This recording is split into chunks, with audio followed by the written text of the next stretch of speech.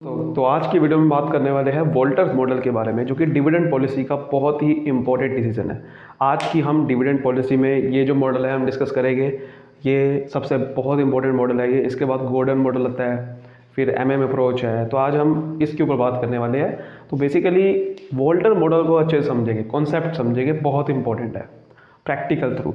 तो देखो Walter model basically क्या कहता है। हमारे जो प्रोफेसर वोल्टर जी ने ये मॉडल बनाया था, वो बेसिकली कहता है कि देखो डिविडेंड पॉलिसी जो आप बनाते हो वो बेसिकली आपकी इन्फ्लुएंस होती है वो सिर्फ और सिर्फ बेसिकली दो फैक्टर की वजह से। ये दो फैक्टर बहुत इंपॉर्टेंट है। एक तो है आपका कितना कमाते हो, आप किस रेट से कमाते हो, that is rate of return, किस रेट से पैसा कमाते हो आप। उसके बाद है आपकी cost of capital, cost of capital या फिर cost of basically equity capital की बात कर रहे हैं हम। डेट कैपिटल को भूल जाओ भी, ठीक है। इक्विटी कैपिटल की यही हमारी मेन कैपिटल होती है। आप ऐसा मान के चलो कि मैं पैसा जो रेज करूँगा वो इक्विटी कैपिटल से रेज करूँगा, ठीक है। तो कॉस्ट ऑफ इक्विटी कैपिटल और रेट ऑफ रिटर्न, ये दो फैक्टर डिटरमाइन करेंगे आपके कि आपको डिविडेंड कितना बांटना चाहिए। और डिविडेंड कितना बांटना चाहिए वो सबसे इंपॉर्टेंट है। अगर आप ज़्यादा या कम डिविडेंड बांटोगे उसका सीधा असर शेयर प्राइस पे पड़ता है। और हमारा जो पॉलिसी है, डिविडेंड पॉलिसी जो बनाते हैं वो इसलिए बनाते हैं ताकि जो आपकी शेयर की वैल्यू है, फाइनेंशियल मैनेजमेंट करते किस लिए है। आप जो भी डिसीजन लेते हो फाइनेंशियल मैनेजमेंट में, डिविडेंड डिसीजन उसमें से एक पार्ट है।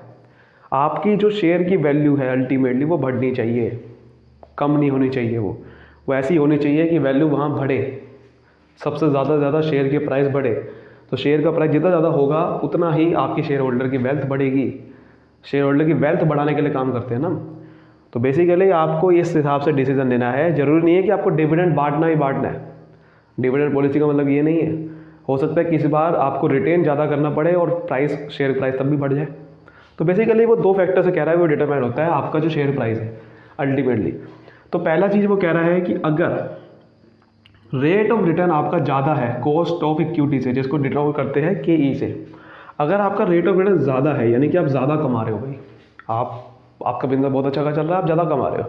अगर आप ज़्यादा कमा रहे हो तो आपको डिविडेंड नहीं बढ़ना चाहिए, क्योंकि जितना ज़्यादा आप कमाते हो उतना ही आपके लिए फ़ायदा है। आप उस पैसे को कहीं पे इन्वेस्ट करके उस पैसे को और डबल कर सकते हो। अल्टीमेटली शेयर होल्डर का फ़ायदा होगा, क्योंकि कमा ज़्यादा रहे हो ना आप। देखो इसमें एक और बहुत इंपॉर्टेंट बात है, जहाँ भी आप इन्वेस्ट करोगे, वोल्टर मॉडल में एजम्पशन लगा रखी है। पहली एजम्पशन, अब देखो पहली एजम्पशन यहाँ पर यही आ रही है। पहली एजम्पन ये है कि जो भी आप कहीं में इन्वेस्ट करोगे वो रिटेन्ड अर्निंग से करोगे। जो भी आप पैसा बचा के रखोगे उससे करोगे, ना कि कहीं से बाहर से लोन लेके करोगे। Retained earning is used for investment. कहीं पे भी आप इन्वेस्ट करोगे वो आप रिटेन्ड अर्निंग से करने वाले हो। जो भी आप पैसा बचा के चलोगे वही आप पैसा लगाओगे। तो इसका मतलब अगर पैसा आपने बचा दिया, अगर आपकी ग्रोथ हो रही है तो पैसा बचा दिया, वो बोला तो पैसा बचा दिया, तो भाई अब आप उसको कहीं पे लगाओगे तो रिटर्न ज़्यादा आएगा ना, क्योंकि रिटर्न ज़्यादा आपको मिल रहा है बिजनेस में। तो अगर आप पैसे को बिजनेस में और इन्वेस्ट करोगे तो आपका रिटर्न ज़्यादा आएगा। तो डिविडेंड बांटने की जरूरत क्या है बिजनेस में, पैसे को इन्वेस्ट कर दो तो रिटर्न ज़्यादा आएगा। तो अल्टीमेटली आपका शेयर का प्राइस ज़्यादा ही आएगा अल्टीमेटली बाद में। तो इसलिए अगर आपका रिटर्न ज़्यादा है कॉस्ट ऑफ इक्विटी से, तो आप क्या करो, डिविडेंड पे आउट रेशियो कहते हैं, जैसे डिविडेंड कितना बढ़ना चाहिए। तो डिविडेंड पे आउट रेशियो कितनी होनी चाहिए, उसके में idol dividend pay out ratio कितनी होनी चाहिए, 0%। कुछ नहीं बांटो डिविडेंड, सारा का सारा पैसा इन्वेस्ट कर दो। इसको इन अदर वर्ड बोल सकते हैं 100% रिटेंशन कर दो। आप जितना पैसा बचा के रखोगे यार, आपको रिटर्न ज़्यादा मिल रहा है ना, तो जितना ज़्यादा मिल रहा है तो उतना ज़्यादा आपका पैसा डबल हो जाएगा उससे उल्टा। तो बांटने से बढ़िया है तो पैसा बढ़ा दो ना। कुछ क्या थोड़ी ना शेयर होल्डर कह रहा कोई दिक्कत नहीं है हमें तो भाई, हाँ तो पैसा अल्टीमेटली बढ़ेगा ना इन्वेस्ट करके। और अगर रिटर्न कम हुआ तो, अगर आप पैसा कम कमा रहे हो, कॉस्ट ऑफ इक्विटी ज़्यादा है, यानी कि डिविडेंड ज़्यादा देना पड़ रहा है आपको, कमा कम रहे हो, तो ऐसे केस में अगर आपको कमाई कम हो रही है आपकी, तो ऐसे केस में आप इन्वेस्ट करके करोगे क्या, कमाई नहीं हो रही आपकी। तो कमाई नहीं हो रही तो पैसे को इन्वेस्ट करके उल्टा आपका पैसा वैल्यू कम हो जाएगी। भाई अगर आपका सपोज करते हैं आपकी 8% कमाई हो रही है पूरे साल में और देना पड़ रहा है शेयर होल्डर को 10%, तो भाई अगर आपकी कमाई कम हो रही है तो आप तो बल्कि डिक्लाइनिंग स्टेज पे हो, तो पैसे को इन्वेस्ट करोगे तो उल्टा पैसा की वैल्यू कम हो जाएगी आपकी। आप बढ़ेगी थोड़ी, पैसे की वैल्यू कम हो जाएगी, शेयर का वैल्यू और घट जाएगी। तो जब आपकी कमाई कम होती है तो भाई इस केस में आपको 100% बांट देना चाहिए। अगर आप 100% नहीं बांटोगे तो आप लॉस में जाओगे, शेयर की वैल्यू घट जाएगी। क्योंकि आप देखो 2% कम कमा रहे हो, आपने जितना शेयर डिविडेंड देना पड़ेगा उससे भी कम कमा रहे हो आप। कहने का मतलब ये कह सकते हैं कि जितनी आपकी कॉस्ट है, आप कॉस्ट को भी बीट नहीं कर पा रहे। इसको इन अदर वर्ड में समझो कि 10% कमाना जरूरी था आपके लिए, तभी तो आप 10% दे पाओगे डिविडेंड। अगर 10% नहीं कमा रहे और 8% कमा रहे हो तो इसका मतलब आप लॉस में जा रहे हो। तो अगर आपने कहीं पे इन्वेस्ट कर दिया तो 10% कमाना चाहिए था वहाँ पर, बट आप कमा कितना रहे हो? 8%। आप ऐसा समझो कि मैंने अपने ही बिजनेस में दोबारा इन्वेस्ट करना है, आप ही समझो। तो अगर मैंने अपने बिजनेस में दोबारा इन्वेस्ट करना है तो मुझे कितना कमाना चाहिए था? 10%। कमाओगे कितना? 8%। तो उल्टा पैसे की वैल्यू घटेगी ना। तो इससे बढ़िया है आप पूरा बांट दो। तो आप डिविडेंड पे आउट रेशियो कितना रखो? पूरा। ठीक है, लॉजिकली समझे करो यार, रट्टा ना लगाए करो। ऐसे समझो कि क्यों बांट रहा हूँ 100%। कुछ लोग कहेंगे कि भाई बांटते हैं, भाई 100% क्यों बांट रहा हूँ, एक प्रॉपर रीज़न होना चाहिए।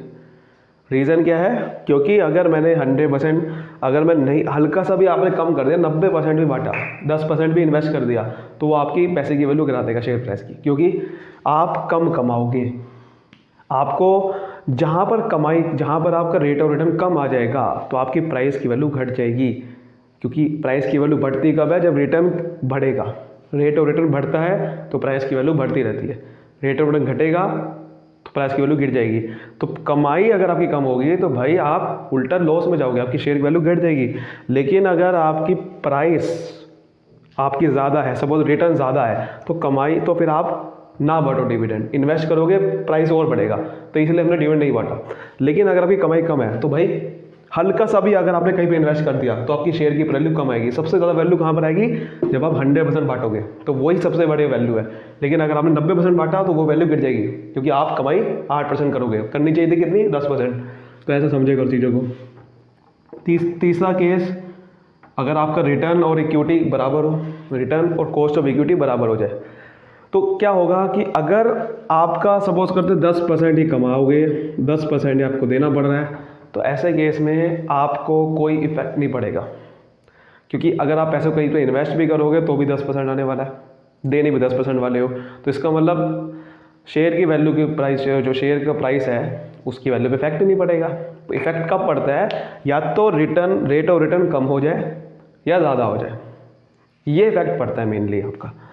लेकिन इस केस में आपका रिटर्न, रेट ऑफ रिटर्न उसके बराबर है, तो ना तो आप ज़्यादा कमा रहे हो ना कम कमा रहे हो।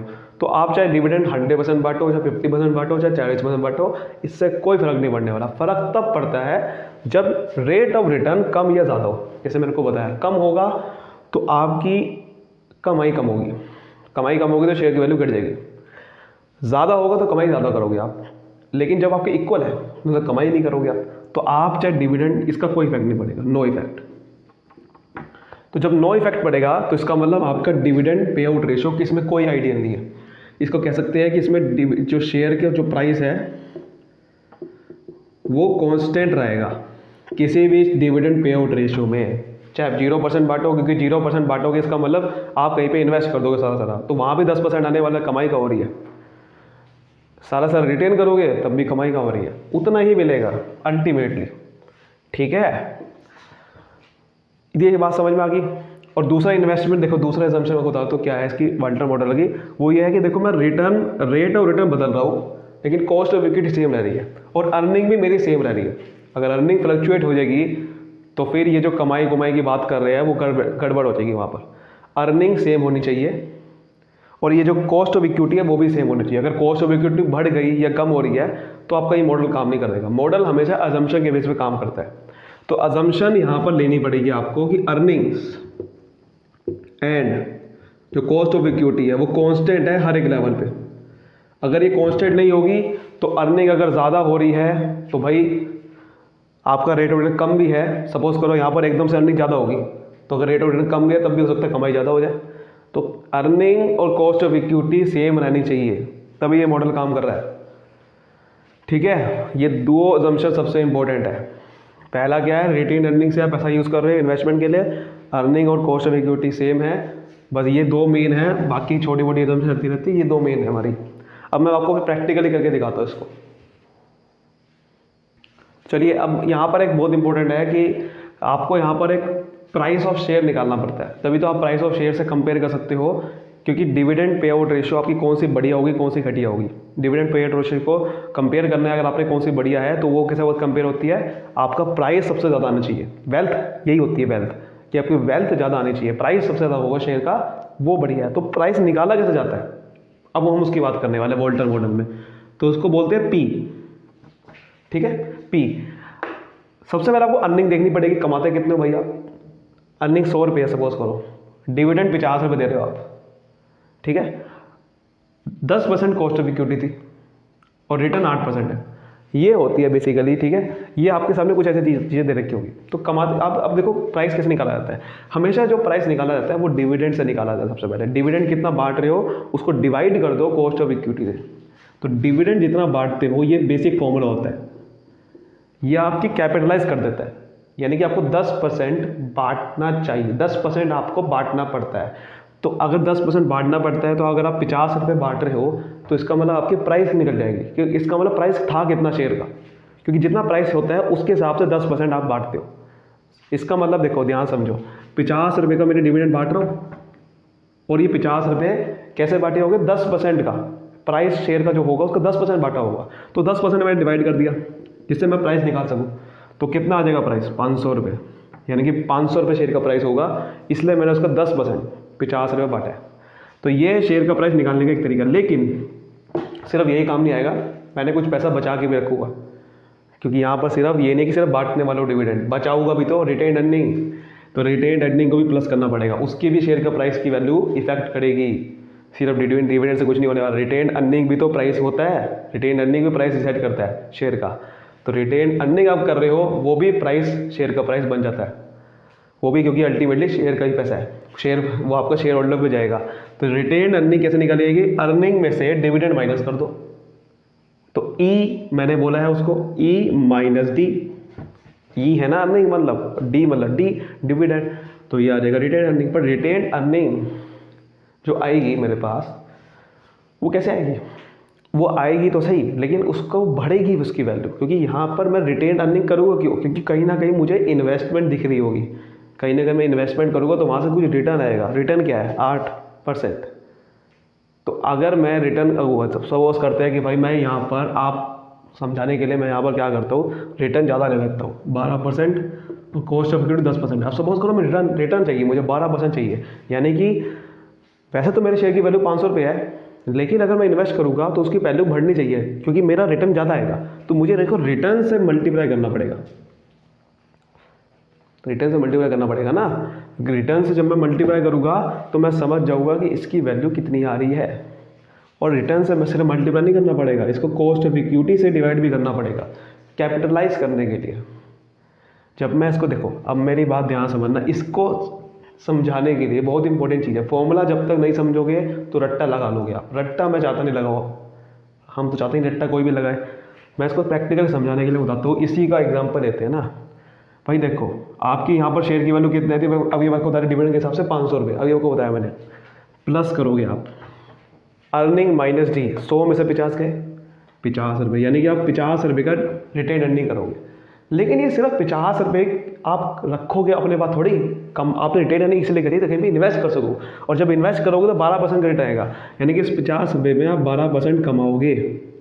लेकिन जब 12% कमाओगे तो मैं अब उसकी कॉस्ट ऑफ इक्विटी देखना चाहता हूँ, उसकी कैपिटलाइज करना चाहता हूँ वैल्यू, ये जो आपने कमाया उसकी कैपिटलाइज वैल्यू कितनी है मैं वो देखना चाहता हूँ।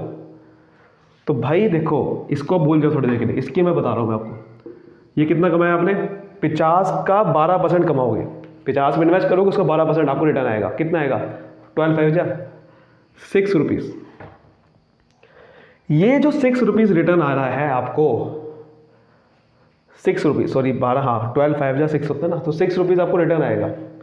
ये जो 6 रुपीज़ आपको रिटर्न आएगा, इसकी कैपिटलाइज वैल्यू कितनी है ये आपको देखना पड़ेगा ना। ₹6 जो रिटर्न आ रहा है वो रिटर्न की वैल्यू एक्चुअली में रिटर्न की मैं वैल्यू देखना चाहता हूँ, ताकि मैं देख सकूँ कि मेरे एक्चुअल में डिविडेंड कितना मैं इसमें से बांटा होगा। डिविडेंड मैं 10% बांटता हूँ ना, तो 10% बांटता हूँ, इसका मतलब अगर मेरे को ₹6 मिल रही है तो आप ये समझो कि ₹6 अगर मैंने डिविडेंड बांटने थे तो उसकी शेयर की वैल्यू कितनी होगी। जैसे मैंने को बताया ₹50 की डिविडेंड बांटना था, तो 10% डिवाइड करा तो वो आ गई वैल्यू।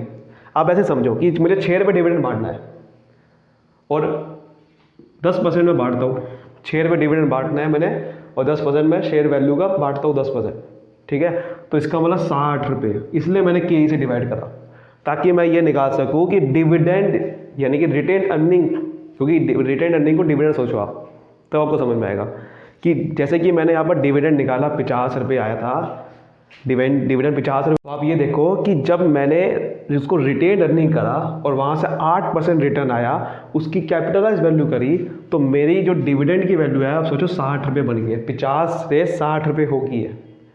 ये है इसका सिंपल सा मतलब कि अब मैं एक्स्ट्रा कमा रहा हूँ 2%। आप ये भी सोच सकते हो कि 2% में एक्स्ट्रा कमा रहा हूँ, तो इसलिए मेरी वैल्यू ₹10 डिविडेंड की, यानी कि 50 वैल्यू मिल रहा था उसको डिविडेंड सोचो और उसको ₹60 मिलेगा। रिटेन अर्निंग को डिविडेंड सोचो, क्योंकि अल्टीमेटली बाद में बटेगा इसको, तो इसीलिए इसको हम के से डिवाइड करते हैं।